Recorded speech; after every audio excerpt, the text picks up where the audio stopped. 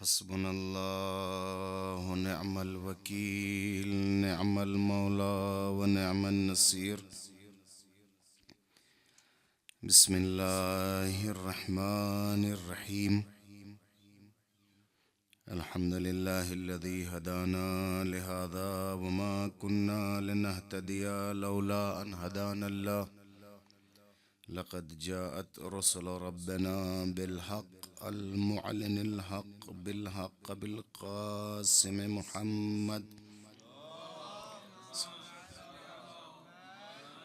والصلاة والسلام على آله الطيبين الأطهرين المنتخبين المنتجبين، ولعنة الله على أعدائهم أجمعين من الآن إلى قيام يوم الدين. أما بعد، فقد قال جدي رسول الله صلى الله عليه وآله وسلم: زينوا مجالسكم بذكر علي بن أبي طالب.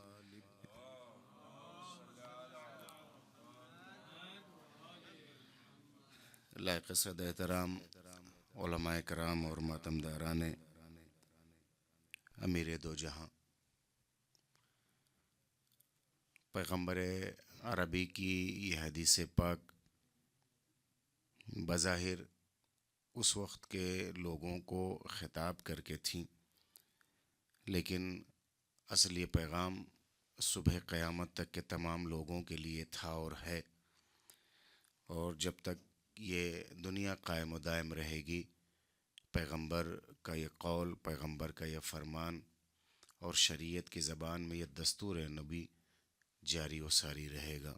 وہ یہ کہ جب بھی تم بیٹھو، دو کی شکل میں، چار کی شکل میں، چند کی شکل میں، جب بھی تمہاری نشست ہو تو اس نشست میں اگر یہ چاہتے ہو کہ خیر و برکت ہو، الہی نظر میں اس کی کوئی وقت اور ویلو ہو، تو ان اپنی نشستوں کو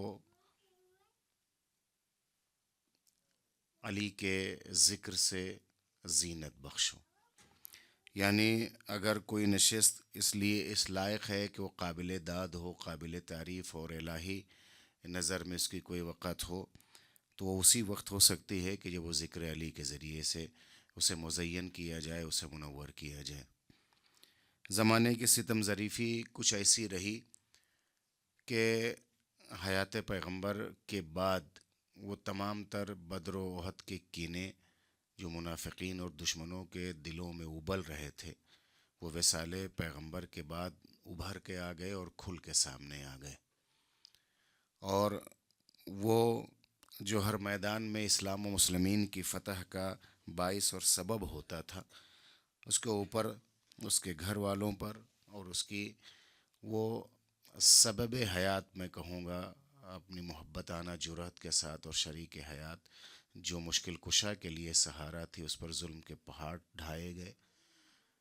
اولادوں کے ساتھ جو کچھ ظلم امکان میں تھا اس وقت کے ان درند اور بہیمیت پسند انسانوں کے درمیان انہوں نے کیا، وہ اس لیے کہ اور کھلا اعلان آخر کربلا میں کیا جب امام حسین علیہ السلام نے کہا کہ یہ میرے سر پہ امامہ تمہارے رسول کا ہے، یہ ردا تمہارے رسول کی ہے، جس میں سواری پر آیا ہوں یہ تمہارے رسول کی ہے، کیوں تم اپنے پنجوں کو میرے خون سے رنگین کرنا چاہتے ہو؟ تو سب نے ایک زبان ہو کے یہی کہا تھا: بغضاً لابیک، تمہارے باپ کی دشمنی میں ہم ایسا کر رہے ہیں۔ تو ظاہر سی بات ہے جب باپ کی دشمنی میں بیٹوں کے ساتھ جب اس طرح سے برتاؤ کیا جائے گا تو خود اس کی زندگی میں اسے کتنی مشکلات کا سامنا کرنا پڑا ہوگا۔ لائق سلام ہیں سمر بھائی اور ان کی پاک اولادیں اور ان کے ہم نوا وہ تمام افراد جو ہمیشہ ہر مناسبت سے کچھ نہ کچھ، میں یہ کہوں گا محبتانہ لہجے میں، کہ بہانہ تلاشتے ہیں کہ ذکر آل محمد کا کوئی ایک موقع فراہم ہو جائے، جس میں سے ایک اہم ترین تاریخ آج کی ہے۔ سچ ہے کہ اگر ہم اپنے آنکھوں کو بند کریں اور اپنے دل کے کانوں سے سنیں تو ابھی بھی کوفے سے، بیت علی سے زینب کے گریے کی آواز آ رہی ہے۔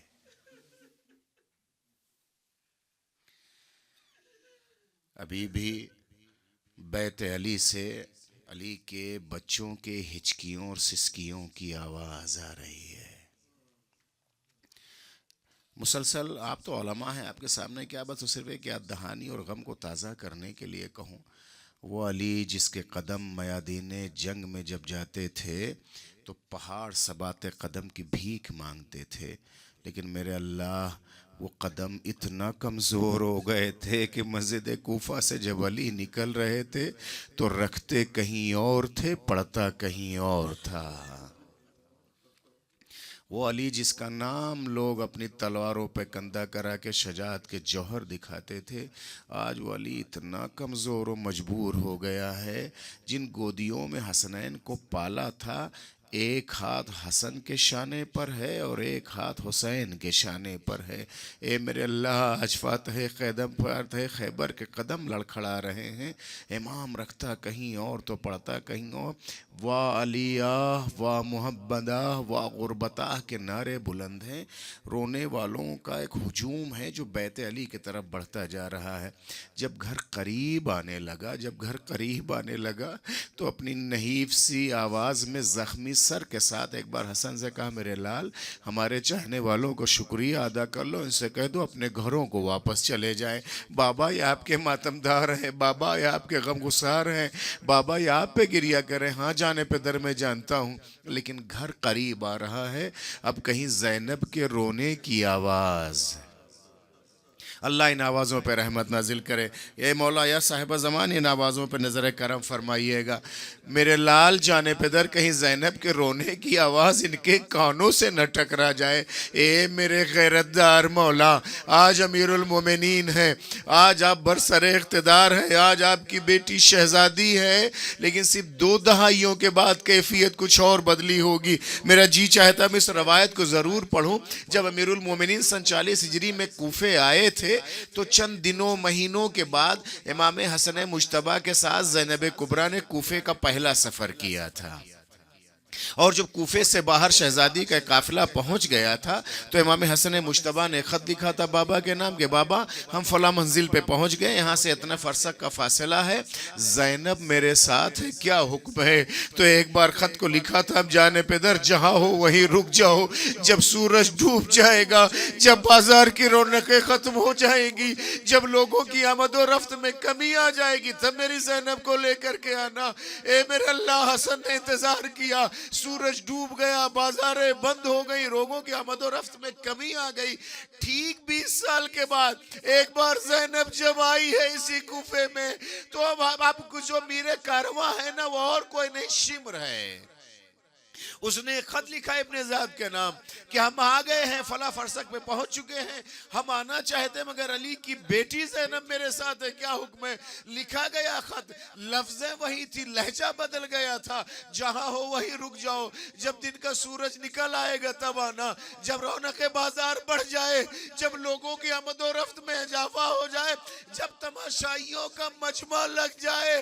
آئی تھی زینب جب 20 سال پہلے تو خواتین نے آ کر کے علی کی بیٹی کا استقبال کیا تھا، کیونکہ شہزادی بن کے آئی تھی. 20 سال بعد جب علی کی بیٹی آئی ہے، استقبال ہوا، پتھروں سے ہوا، صدقے کی کھجوروں سے ہوا، کھولتے پانی سے ہوا. رو اس لیے نہیں رہی ہے زینب، اگر زینب روئے گی تو سکینہ مر جائے گی. اگر زینب کے آنکھوں سے آنسو بہے تو یہ قافلے کے قافلہ جیتے جی مر جائے گا. ہائے میرے اللہ، رونا بھی چاہتی تو نوکے نیزہ پہ سجا ہوا ایک سر ہے، گھوڑے کی گردن میں ایک سر ہے، جس جانب دیکھتی ہے زینب کو دیکھتے مر جانا چاہیے تھا، مگر زندہ اس لیے ہے کہ حسین کے پیغام کو پہنچانا ہے. اے میرے عزیزو، ام کلثوم کے گھر امیر علی مہمان ہوئے تھے، سر شگافتہ جب واپس آئے 2-3 جملہ، چونکہ مصائب سے کے فوراً بعد ماتم اور پھر اذان سے قریب ہونا ہے. عزیز و تاریخ نے لکھا ہے، زخمی سر آیا ہے امام، زخمی سر آیا ہے امام، لے جا کر کے بستر بیماری پر استراحت کے لیے امام کو رکھ دیا گیا. پورے کوفے اور علاقے ممکنہ صورت میں شور ہوا کہ امیر المومنین کے سر کو شگافتہ کر دیا گیا ہے. اس وقت کی جو احتیاطی تدابیر کے تحت ہوا، صبح کے وقت ایک ایسے طبیب کو بلایا گیا جو طبیب حاذق تھا، بہت ماہر طبیب تھا. وہ آیا، وہ امام کو، اس نے امام کے سر مبارک کو دیکھا. اس منظر کو زینب کبریٰ پشتے پردہ سے دیکھ رہی تھی. اس نے امام کے سر کو دیکھا, زخم کو دیکھا, زخم کی گہرائی کو دیکھا, زہر کے اثر کو دیکھا. اس نے خاص انداز میں سر کو ہلایا, حسن مجتبیٰ سے کچھ کہا, امام نے سر کو جھکا لیا. جیسے ہی طبیب باہر گیا, لپک کے آئی, اے میرے ماں جائے تبیب نے کیا کہا ہے؟ امام نے سکوت کیا. پھر پوچھا ماں جائے کیا کہا؟ طبیب نے بولتے کیوں نہیں ہو؟ امام چپ رہے. تیسری بار کہا بھیا تمہیں ماں کے حق کی قسم بتاؤ تو صحیح, طبیب نے کیا کہا ہے؟ گریا کرتے ایک بار حسن مجتبیٰ نے کہا اے میری ماں جائے طبیب نے یہ کہا ہے کہ زخم بہت گہرا ہے, زہر کا اثر امام کے جسم میں پھیل چکا ہے, اب کہہ دیں امام اپنی وصیتیں کر دے. بس 2-3 جملے. اب امام سے کہیے کہ اپنی وصیتیں کر دے. ہاں زہر کا اثر کچھ لمحوں کے لیے اگر کم کرنا چاہتے کہ امام کی تکلیف میں تھوڑا سا افاقہ ہو جائے تو علی جتنا زیادہ دودھ پیئیں گے ان کے زخم اور زہر میں تھوڑی سی کمی آئے گی. یہ آواز نہ جانے کیسے علی کے گھر سے باہر کوفے میں گونجی. تاریخ نے لکھا پورا کوفہ ابھر آیا. یتیم بچے پیالوں میں دودھ لیے گھر کے باہر کھڑے رہے. مولا اسے شرف بخش دے, مولا اسے شرف بخش دے. میں جملہ کہا کرتا ہوں اے میرے اللہ یہ کوفہ ہے, 63 سالہ علی کو دودھ کی ضرورت پیش آئی ہے. یتیم پیالے لے کر کے آ گئے, لیکن ہائے رے 6 ماہ کا علی اصغر کربلا کے میدان میں جس کے ماں کا دودھ خشک ہو گیا تھا. امام تشنگی کو دیکھتے ہوئے سوال آپ کے لیے لے کر کے آئے تھے. زخم بھرتا کہاں, دودھ کے امکان کہاں پائے جاتے تھے. جو ہے جام شیر پلایا ہے دشمن کو مولا تیری سخاوت پہ قربان. ایک ایک کیفیت بدلتی جاتی ہے. اسبغ ابن نباتہ گھر کے باہر آ کر کے بیٹھ جاتے, ہاتھوں کو جوڑ کر کے مولا سے ملاقات کی اجازت چاہتے. حسن مجتبیٰ نے سب سے آگے کہا آپ سب کی محبتوں کو شکریہ. بابا کی کیفیت ایسی نہیں کہ بابا کسی سے بات کر سکے, ملاقات کر سکے, مگر اسبغ بیٹھے رہ گئے, روتے رہے. التجا کی کہ میں اپنے امام کو آخری بار دیکھنا چاہتا ہوں, میں امام کو کوئی زحمت سخن نہیں دوں گا, بس میں آخری زیارت کر لینا چاہتا ہوں. کہا ٹھہرو میں بابا سے اجازت لے کر کے آتا ہوں. امام سے کہا مصلحت کو جاننے والے امام نے اجازت دی. اسبغ گئے. اب اسبغ کہتے ہیں کہ جب میں اندر گیا تو میں نے فاتح خیبر کی کمزوری اور ضعف اور نحیفی کو دیکھا. کیفیت امام کی یہ تھی کہ پورا جسم زرد ہو چکا تھا اور امام کی پیشانی پہ ایک زرد رنگ کی پٹی بندھی ہوئی تھی. چہرے میں اور پٹی میں کوئی فرق نہیں ہو رہا تھا کہ پٹی کس رنگ کی ہے اور کہاں بندھی ہوئی ہے. سے ہم کو چہرے اور آنکھوں سے اشارے سے بیٹھایا. میں امام کو دیکھتا رہا, روتا رہا. میں باہر آ گیا. ہاں ایک کیفیت میں نے علی کی دیکھی. علی کو درد اتنا تھا, ایک پیر کو پھیلاتے تھے, ایک پیر کو سمیٹ لیتے تھے. اسبغ ایک لمحے کو دیکھ نہ پائے. زینب 2 دن سے دیکھ دیکھ کے برداشت کر رہی تھی. آخری لمحات میں بچوں کو بلایا, ہر ایک کی ذمہ داری حسن مجتبیٰ کے حوالے کیا. اے بیٹا یہ تمہارے حوالے, اے میرے لال یہ تمہارے حوالے, اے میرے نور نظر یہ تمہارے حوالے. ایک گوشہ تنہائی میں جسے علی نے نماز شب میں تڑپ تڑپ کے مانگا تھا, وہ گوشہ تنہائی پہ کھڑا گریا کر رہا تھا. ام البنین آئی پائنتی کھڑے ہو کر کے ہاتھوں کو جوڑ کے سر کو چھکا کے کہا اے میرے والی و وارث, آپ نے سب کو حسن مجتبیٰ کے حوالے کر دیا, کیا میرے شہزادے سے کوئی خطا ہو گئی ہے؟ آپ نے عباس کا ہاتھ حسن کے ہاتھ میں نہ دیا. تاریخ لکھتی ہے ایک بار آنکھ کے اشارے سے قریب بلایا, 2 ہاتھوں کو پکڑا, کیفیت بدل گئی تھی. حسین کے ہاتھ کو پکڑا, عباس کے ہاتھ میں رکھ کے کہا اے میرے لال, کائنات حسن کے حوالے ہے لیکن حسین تمہارے حوالے ہے. ہر آن ہر سانس ہر لمحہ سائے کی طرح رہنے والا امام. غسل کا مرحلہ آیا, غسل دیا گیا. غسل دینے کے لیے اتنی تو احتیاط برتی ہوگی امام حسن مجتبیٰ نے, یقیناً عقیدہ اور دل یہی کہتا ہے, اس لیے کہ امام کا سر زخمی تھا, بہت احتیاط سے کروٹ دے رہے تھے. ایک بھائی سہارا دے رہا تھا, ایک بھائی پانی ڈال رہا تھا. مولا امام حسین باپ کو آپ غسل دے رہے ہیں, صرف سر شگافتہ دونوں بھائی احتیاط احتیاط سے غسل دے رہے ہیں. مولا ہائے رے عاشور، کہاں کا غسل، کہاں کا کفن. ہم نے غیر مذہبوں کے جنازوں کو بھی احترام سے اٹھتے اٹھاتے دیکھا ہے، لیکن ہائے رے غریب فاطمہ، قتل کے بعد بھی دشمنوں کو سکون نہ ملا، لاش پہ گھوڑے دوڑا دیے. ظالموں نے یہاں تک کہا ہے، ہاں ہم نے حسین کے ہڈیوں کے ٹوٹنے کی آواز سنی تھی. غسل دیا، کفن دیا، جنازے کو اٹھایا، بہت دور کوفے سے لے جا کر کے آج جہاں مزار اقدس ہے چھپا دیا مٹی میں. مولود کعبہ کو سپرد لحد کر دیا. میں نے کل بھی یہ بات کہی تھی صبح میں، اور آج کی صبح میں پھر دہرا دینا چاہتا ہوں. علماء زائرین، آپ سب تو مسئلہ شریعت سے واقف ہے نا. جب جنازے کو لحد میں رکھ دیتے ہیں تو بندے کفن کھول دیا جاتا ہے.